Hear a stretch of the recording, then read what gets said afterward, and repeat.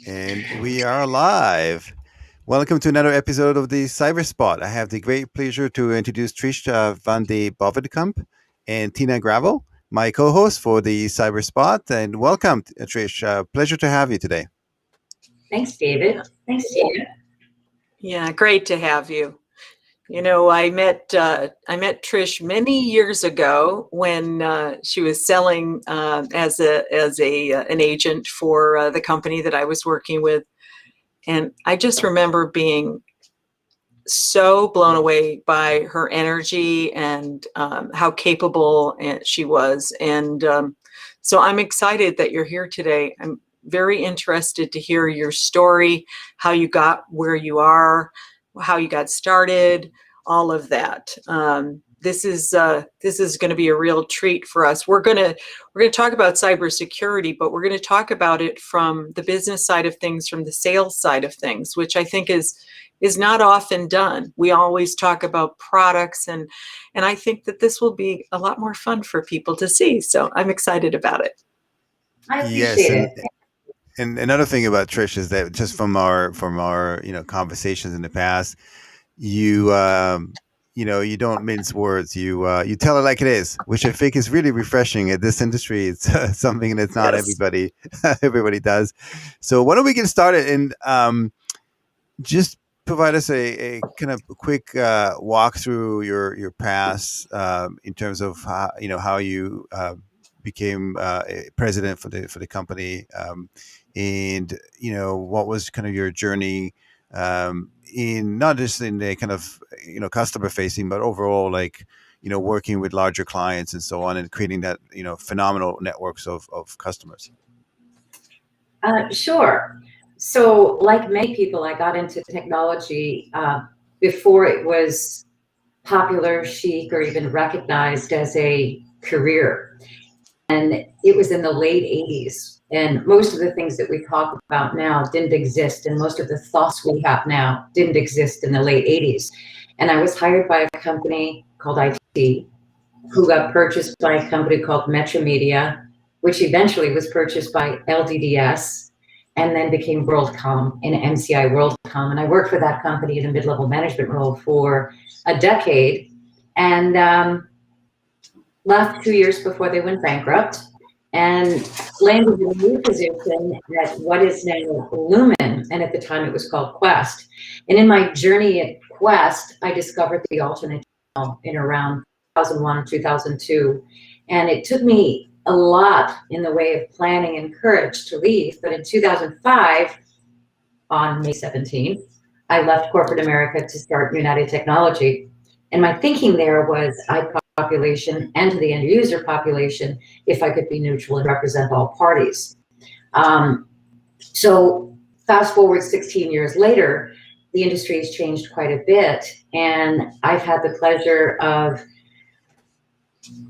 designing my life and designing a good life where I can be of service to both buyers and sellers and advise customers and really work to put forth the very best of the vendor population without wasting anyone's time. David and I met where I think, David, correct me if I'm wrong, I was speaking in the area of unified communications or contact center. Is that correct? Yes, exactly. But it's remarkable that you still remember the date where you kind of launched the company, right? May 17th. That was a long time ago. It was 16 years ago, right? And it's amazing that you obviously had a great job and a great career, and you decided to not pursue that, the kind of corporate, quote unquote, and ventured on your own. And let's assume that was 16 years ago. As a woman to like just jump in 2 feet and creating your own company and dealing with enterprise customers, that's not trivial, right? No, that's incredibly courageous. You heard about men doing it back then, but you never heard of women doing it. Must have been incredibly scary. How did you go about making the decision, Trish? So, as I mentioned, it took considerable thought and planning. And keep in mind too that I had customer relationships and had met people over the first part of my journey, which was approximately 17 years. So I had a lot of relationships, not only with end user customers, but on the vendor side. So many of my friends and colleagues that I grew up with were now chief revenue officers, presidents, and CEOs on the vendor side. So if I called them and said, hey, I represent you as an agent, the answer was always yes. So I think to be a successful participant, you have to have excellent relationships on the vendor side as well as excellent relationships with end users. So, in the journey going forward, I am constantly looking at new vendors, constantly meeting new customers. And, my goal is to be not only relevant, but useful to both populations. So in terms of the courage, I did it when I was 40, and I probably could have waited a little bit longer, but I definitely felt it was time for me to venture forth. And I could have always, fallen back to a corporate position, but I didn't.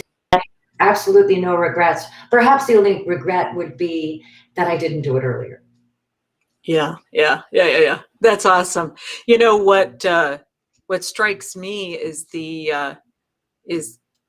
amount of things that you have to know in order to properly represent all of these, various vendors and these clients with all of these topics. How do you keep abreast of everything? How do you keep knowledgeable on all of the various vendors and the differentiators? And that always amazed me for the good agents. And I know how smart you are. I just don't know how you keep. It's one thing for me. I have one product, essentially, one product family. I don't know how you do it. So. Well, I mean, a lot of these things are very basic as far as I'm concerned. And the discipline and the cadence of life is Mondays are always internal and Fridays are usually internal. And then Tuesday, Wednesday, Thursday are customer facing.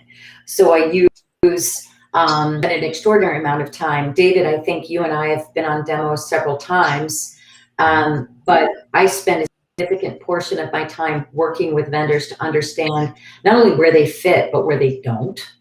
And customers often remark that we don't have to know everything about the product or its usefulness. We just have to provide continuity, because the consumption of the product, people in sales are selling it, and then you get another team to implement it and another team for day 2 care and support. So, what we do is to provide continuity throughout that entire life cycle, which is, very unique. And most vendors can't really stand up to that, because the life cycle of a salesperson is, these maybe 12 to 20 months. So in terms of time, I work, a 12-hour day on average, and I spend most of my time on Friday and Monday learning, doing demonstrations, and speaking to end user customers, not only about their adoption of a product, but how they feel about the experience working with that entity in that company, that vendor. Yeah, and it's amazing because no one really talks about continuity as a gap. And you're 100% correct there. You talk to your salesperson, and then they don't hit their number, and 6 months later they're gone. They're gone. And then you have to figure out, okay, who are you going to be contacting within our organization and so on. So continuity, makes a huge difference to the customers as well, right? So how do you vet products, that you and kind of vendors that you want to deal with, again, because you value continuity so much. And vendors themselves also, they come and go, right? Depending on the size of the vendor, depending on the industry they're in, they might get acquired. And you know how it is. They get acquired in the first 3 months to tell you, oh, it's okay, just keep doing what you're doing. And then after 3 months, the honeymoon is over, and all of a sudden the company is now very, very different. So how do you vet the kind of the partners that you want to deal with long term? and where do you manage to really find out what is the value to your customers? Because really, I think the customers rely on you to bring in the products that you vetted and made sure that they provide a value to you. Well, I answer that question a different way. Actually, I'm going to answer it based on the customer. So I actually looked at this, and from the time I start speaking with a new customer to the time that we arrive at revenue, it's 3 years. Wow. So the investment, Wow. yeah. Wow. Nobody likes hearing that. Nobody likes hearing that. There's no transactional business going on here. But from the time I speak with a customer until any revenue is actually gleaned, it's approximately 3 years, and in some case longer.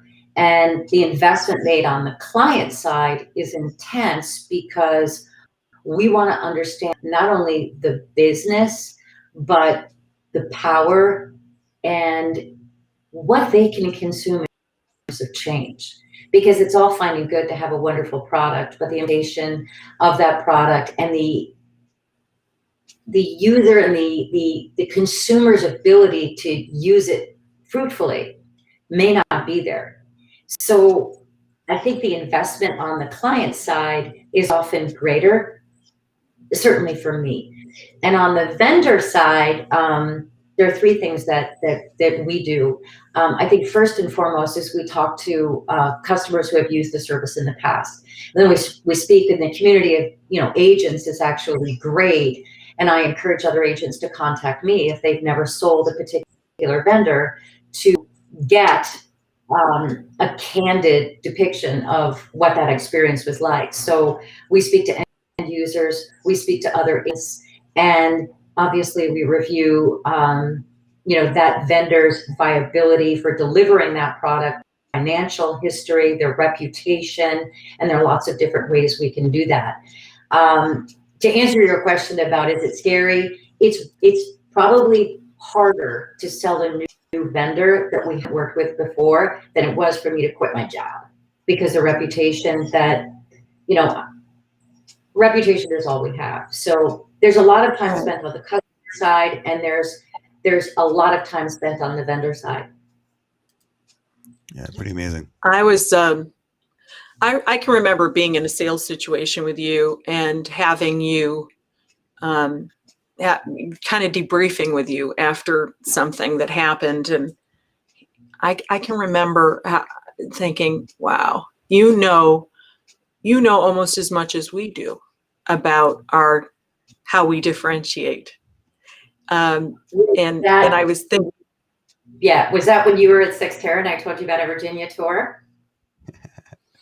I wasn't going to say that, but yeah, I was completely blown. I can remember, I can take myself, I was in a hotel room. I was ironing something. Yeah. Like I can take myself, I don't know where I was. It was after hours. You called me because you cared enough about our relationship to give me the real skinny on what was going on. Right. And I can remember thinking, I am so lucky to have a relationship with this person and to be associated with you. And that's one of the regrets I have about not being with Sixterra is some of the agents that I had there have not made the jump over to cybersecurity. We're going to talk about that in a minute because I would like to activate and start working with you. But now that you've said how hard it is, I may not ask you to do that. But anyway, we'll get back to that in a minute. I'll try to find some incentives to get you excited. But in the meantime, that sort of thing, I don't think that happens all the time. I mean, I can't imagine I'm hoping that something I had done engendered that back. I can't imagine that you call everybody and say, boy, do you guys screw up. But maybe you do. And if you do, that's amazing.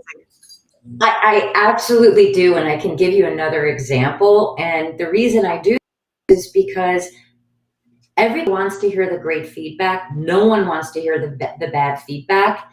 But I did a data center tour once, and it was very challenging to the point where I actually fell through the floor in one of the tiles in the meet me room, Tina. Oh And my God. yeah. And there was a battery that had a fan on it inside a meet Love me the room. stories. And there were like 4 tiles, and I'm teetering around on 5-inch heels.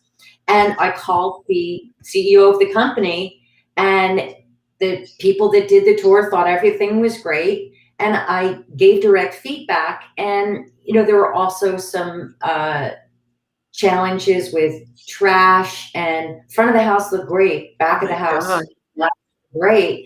And it was constructive. It was professional, and it was well received. But on the cyber side, I'd like to get to that, because you and I first spoke when I wanted to sell a specific product or service, and you said, Trish, we're not going to work with a wide array of agents. You have to work through X, Y, and Z who has an exclusive.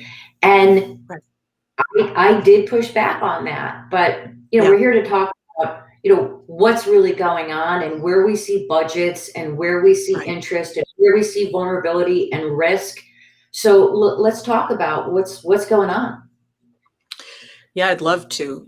The biggest thing happening right now that I see, and I feel grateful about it, quite honestly, is this whole thing with zero trust. It's a big topic, and we're right in the crosshairs of it. Do you hear anything about that? So I don't want to specifically talk about zero trust. I would like to talk about overall vulnerabilities. And Okay, I think that's fine. Overall threats, sure. But as a not about my product, but about the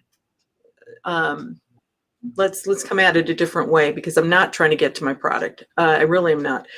I'm trying to talk about this whole thing about how people are looking at not trusting anyone. Finally, let's not assume that everybody within the company is a good person, is okay, that the admins, even the God users, and then let's assume that all the credentials are getting stolen. This is what I'm talking about. I'm talking about a philosophical change that's happening that wasn't happening before. That we used to have a VPN, we got in, we had access to everything, everybody looked the same, everybody was fine, same IP address, boom, boom, boom. That's what I'm talking about. I'm not talking about Appgate here.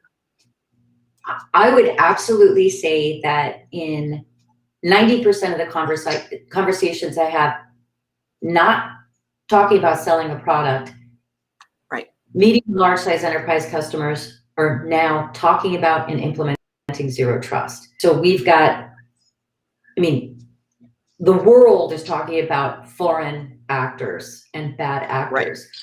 Right. I would venture to say that most of the accidents that happen and most of the problems happening within cybersecurity are self-inflicted wounds.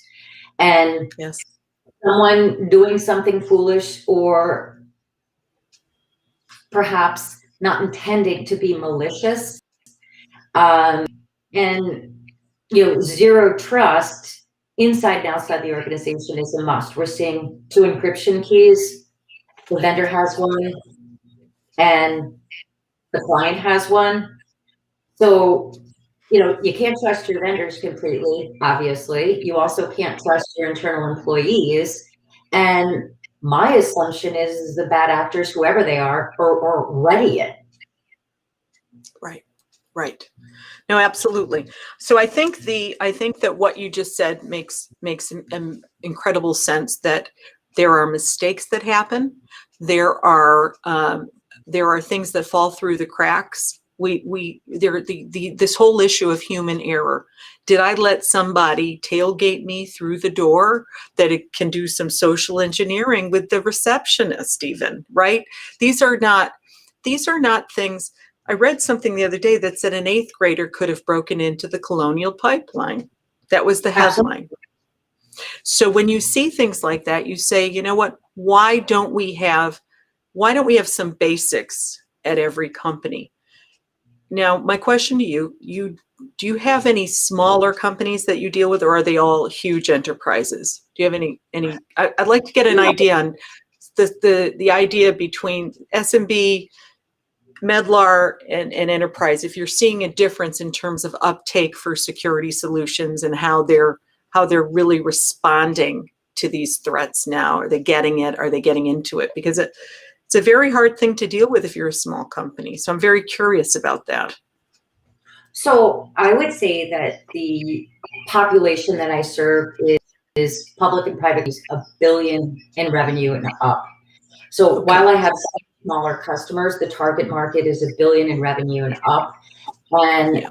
small and medium-sized business generally have no budget for security. They have a Yes. firewall and they have some I know. extra, but absolutely no identity management, no concept of zero trust, absolutely no business continuity and disaster recovery plans, nor any concept of where their data actually is or how to protect it.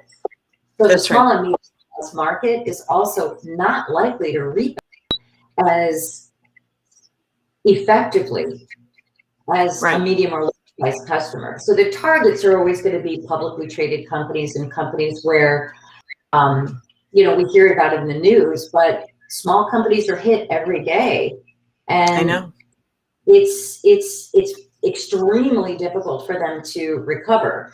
So some of the vendors we work with are focused on medium and large size enterprise customers, the managed security teams. And I would say that every small customer, don't try to do it on your own. And at a minimum, have a plan, train your people, and incent your people to go through and review those tabletop exercises associated with what happens when you do this by mistake. Because phishing and ransomware always, everyone's working from home, everyone's really busy, and not only clicking on that attachment, but even responding to that phone call will cause a problem. Right.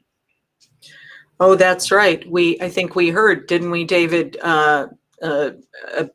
We had a guest on that was talking about, somebody spoofing his actual voice. Yeah, absolutely. So how do you work a lot with executives, Trish? How do you communicate the kind of the risk associated with just the running the business day? How do you do the discovery call when you're talking to them and they come to you with their problems, right? So what's that process like for you? You're smiling because it's true. So it really depends on the where that executive is in their evolution with the firm. If they're just coming in and they're learning, we help them through their own discovery of what they should be looking at. And then we take them through benchmarks in the area of cyber. We'll have a customer that has 4,000 global employees in 54 locations and 2 people assigned to cybersecurity. Wow. Right? And we look at that, say, is that something that's sustainable? So I tend to look at people, places, and things. How many people do we have? Where are they? What are they doing? What do you own? What software are you using? What hardware are you using? What vendors are you using? What's going wrong and what's going right? And then determine and do, some strategy and some vulnerability assessments to determine where to act first, second, and third. But I focus on the people systems first, and then the places, and then the things third. So people, places, and things. And depending upon what role that individual has, because I generally don't start with a chief information security officer. I tend to look holistically at what's going on in a firm. And if someone's brand new, we take them through the journey of discovery. If someone has to unwind what they might have created themselves, it's a little bit more of a delicate process. How do you go about going through FUD without scaring them? That's a big topic amongst our salespeople. many of whom, I run indirect, so a lot of them don't work for me. I always, listen intently because, you'll hear about a breach and then you want to call, let's say FedEx, right? They've been breached. We want to call them. But I mean, to me, it seems like that's the worst time to call because everyone's calling then, right? Right, right. So fear is an interesting thing. I happen to believe that fear is the best motivator of all, right? Yeah. So you're going to run away from something terrible a lot faster than you're going to run towards something good. So, earlier in the conversation about forming relationships and making the investment, and it's very difficult to start a conversation about either something really scary or something really important or something that's not budgeted unless you have a relationship. And building those relationships of trust, particularly in the alternate channel, Tina, is who is selling to this company? Who do they trust? Why do they trust them? And how can we expand upon that trust to create either a budget or an idea that this is something we should look at? So, selling in the alternate channel is about trust. And yes, absolutely. Mm-hmm. It's not just about trust with you and your client, it's trust with you and us too. Because, that's something that I talk about all the time. If you don't trust us, we will never get a lead from you, right? We'll never work together. So. Well, the good news is I do trust you. And from the moment I met you, literally from the moment I met you, I felt that we could have an open and honest conversation. And that's foundational. It really is. Yeah, it's nice. And now we have David, and he's awesome. we got it. David's like a blonde sandwich today. He's in the middle of us right now. He's got the blonde bread. Probably do this, and then I'll what's interesting is that I don't often meet women that are strong producers. And why do you think that is? Do you think that women are more comfortable in supporting roles, Tina? Oh, did I lose you? Did I get frozen? Yeah, we lost you for a second, but you came back. So Trish asked, why do you think that is? I don't know why that is. I don't know, Trish, but I'm telling you, you are something that I wish I could. I actually want to play this for my executives so they can see what an agent's supposed to be. Okay, so they can see the value of the indirect channel, because I'm constantly sharing how professional the folks are and how strong they are and how and it's very hard to demonstrate it when you don't see it every day. And this is you are a perfect commercial for the indirect channel. The trust, the strength.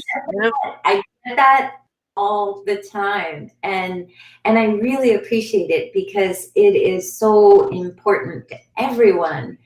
And a good friend of mine who's chief revenue officer at a company unrelated to security did his sales kickoff, and it was I got phone calls after that kickoff because he had a picture of me and he said, this is the type of agent we want to work with. And he didn't tell me he was doing it. And I said, what picture did you use? And he used a picture. Fortunately, it was appropriately airbrushed. I was happy about that. But the reality is that I would say that there are a lot of great agents. There aren't a lot of agents who are willing to make investment in understanding and really working with the vendors appropriately, and they should be. It's so necessary, and I've gotten to know you over years, Tina, and it's those are investments that a lot of people aren't willing to make. So especially this day and age. everything's transactional. Right. We're moving fast, right? We got to make the quota, the quarterly number. And I disagree. I really believe that building strong relationships with anything as important as corn and a buy from, it's really important. I agree. No, I agree with you. I'm just saying what the garden variety, I focus the same way you do, but you get a lot of pressure to do otherwise. That's, it's never, I think the number, the weekly number, the, annual number, I look at the character of the people that are representing me, whether they're direct or indirect. And I think on the agency side, I would love to see more vetting of agents, and not necessarily certification, but if someone's a brand new agent, they're going to be tougher to work with than someone like me. Yes. Right? Yeah, absolutely. Absolutely. No question. They're not going to have technical chops. They're not going to understand where the power rests or what the cycle is going to be. And, I would say there are a lot of great agents out there. There are a lot of great salespeople out there. But just like sales, 20% of your people are going to do all your revenue. That's right. That's right. Right. Well, we are we're getting towards the end of the show, and we always at the end either say something that we want our viewers to think about, or we have our guest say something that they want to share that's meaningful. And I mean, this has been such a pleasure to spend time with you, Trish. Are there any parting words that you'd like to share today with, to make people think, anything that's on your mind? It doesn't even have to be about work. It could be about something going on in the world. I mean, we talk about everything here, David and I. There's nothing off limits. So yeah, exactly. You. Especially when you turn off the camera. Yeah. Oh yeah. Yeah. I don't have any parting thoughts other than to say that I was very happy to be invited to speak with you both. I've had enjoyable conversations and interactions with both of you. And I am continually surprised, Tina, that we don't have more women who want to get involved and want to be successful in this business or happy in this business. And we should talk about diversity, inclusion. We should talk about encouraging people to not be so afraid, and to call you and to call me and to call David and to encourage one another, because there are so many positions in cybersecurity. It's the one field that we just can't find enough people. So if they start out in sales, hey. No, you are so right, and it's something that's on my mind nearly every day. It's a mission of mine to get women elevated in this field and in all technology. So yeah, I would like to talk to you about it. Maybe in a few months we'll have something substantial to share again on this. Unfortunately, David is one of our allies and advocates. He's always looking for interesting women to have on the show. And Tina, that's how I got to you. That's right. I came across, we had mutual connections, and I said, hey, this is a lady that I want on my show. So this is how, and Trish the same way. So yeah, he said Trish. I said, I know Trish. That'll be. We're just connecting the dots here. It's really amazing. Yeah. We all know each other. So so let's put a message out right now. Any women that would like to share what they're doing, or in cybersecurity or not. If you're doing something in tech, or you want to get into tech and you want to talk to me or Trish, reach out to us on LinkedIn. Or Trish, is there somewhere else they should reach out to you? Do you have another place that you want to send folks? LinkedIn is ideal. Yeah, I think it is for me too. People seem to reach out there after a broadcast, and it's a good place to be. I always like to hear from whomever. And we will have you back, because you're a lot of fun to talk to. And for every person we have on that's a sleeping pill, we need somebody like Trish to wake everybody up. Right? Hey, Tina, you're spilling the beans. I know. I know. I Yeah. know. You know what? That's funny. There's no secrets in cyberspace, right? Right. It's all been done before. We all know that. So anyway, Absolutely. but we hope you'll come back. So thanks I for will. you I being would here. love to. And thanks for inviting me. Yes. Thank you all for Perfect. joining us today. Much appreciated. And, keep your eyes peeled for the next cyber sport event. Take care all and be well. Okay. Thank you.